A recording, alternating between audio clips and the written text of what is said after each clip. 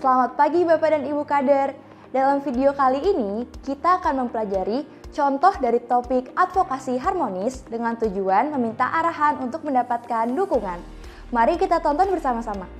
Baiklah Bapak Ibu sekalian, sekarang giliran ibu-ibu dari kader untuk menyampaikan pandangan dan pendapatnya.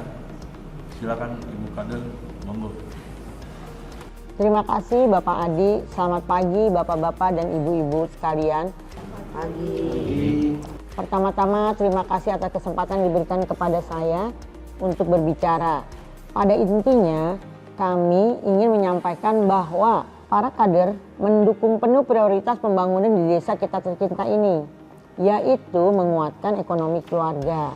Semoga keluarga yang ada di desa kita ini semakin sejahtera, tidak ada lagi keluarga miskin. Dalam percakapan ini, Ibu Kader menyampaikan dukungan program para pemimpin desa, yaitu pembangunan penguatan ekonomi desa. Begini Pak Adi dan Bapak Ibu sekalian, menurut kami agar ekonomi keluarga menjadi kuat, jangan biarkan uang dan waktu kita habis hanya untuk mengobati anak yang sakit. Menurut data yang kami peroleh dari Puskesmas, setiap bulan ada 20 orang anak sekiranya yang sakit.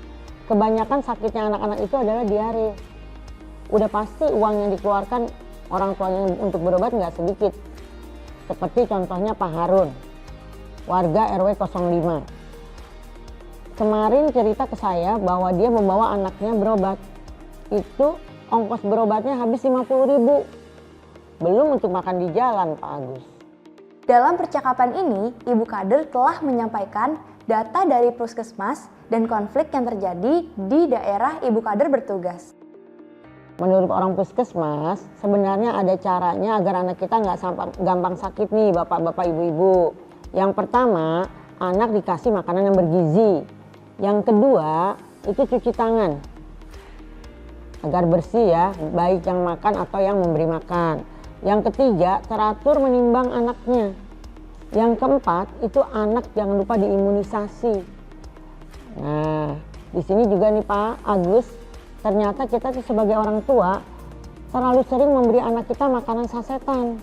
Kita suka lupa kasih anak makanan yang terbuat dari bahan alami, seperti ayam, ikan, sayur, dan lain-lainnya.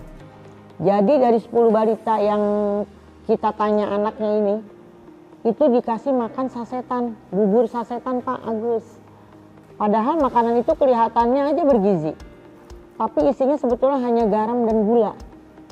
Jadi ini temuan kami di lapangan Bapak-Bapak Ibu-Ibu.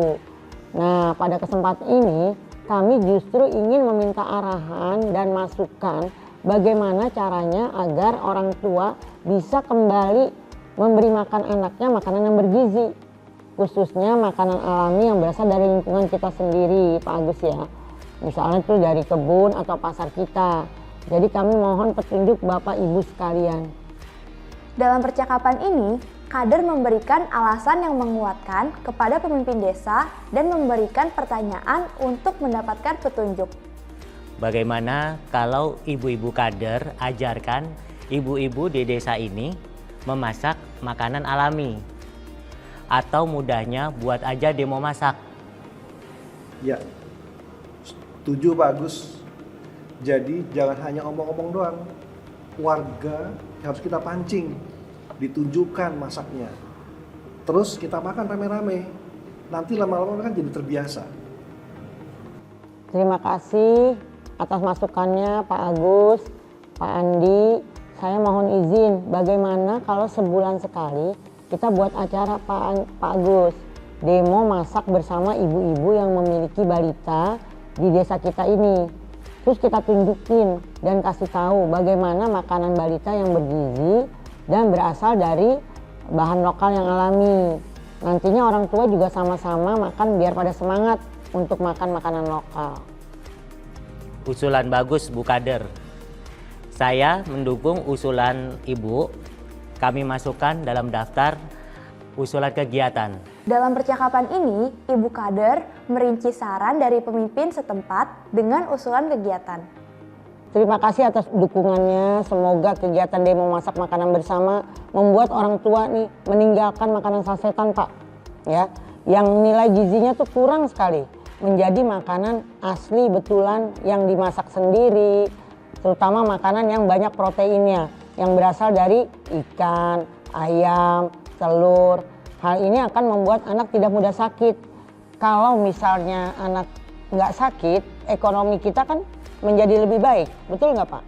Dalam percakapan ini, kita bisa melihat bagaimana Ibu Kader mendapatkan tanggapan yang positif dan mengapresiasi tanggapan itu. Walaupun nanti pada prakteknya, kader bisa saja mendapatkan tanggapan yang negatif. Kader tetap harus mengapresiasi tanggapan negatif.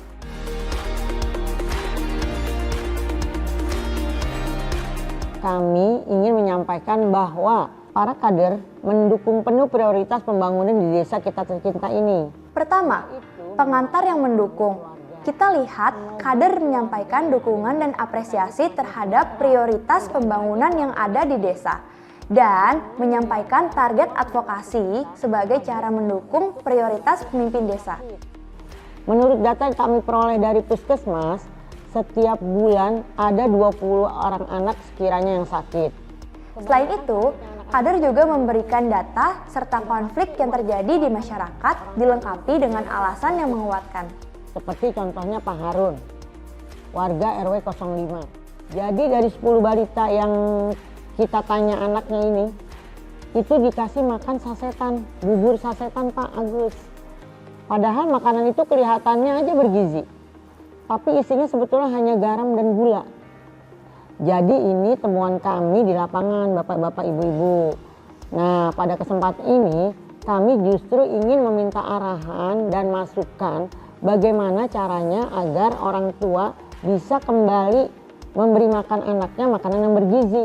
Kedua, teknik bertanya untuk mendapatkan dukungan. Kita bisa memperhatikan kader melemparkan pertanyaan untuk konsultasi pada pihak-pihak tertentu dan mengusulkan kegiatan di desanya dan memberikan alasan yang kuat agar mendapatkan petunjuk. Terima kasih atas dukungannya. Semoga kegiatan demo masak makanan bersama membuat orang tua nih meninggalkan makanan sasetan, Pak. Ketiga, teknik apresiasi untuk memelihara dukungan. Kita perhatikan bagaimana kader tetap mengapresiasi apapun hasil dari yang didapatkan. Pada prakteknya, nanti hasil bisa positif maupun negatif. Nah, itu tadi contoh metode komunikasi antar pribadi, advokasi harmonis untuk mendapatkan dukungan. Semoga bermanfaat ya. Salam sehat dan sukses selalu.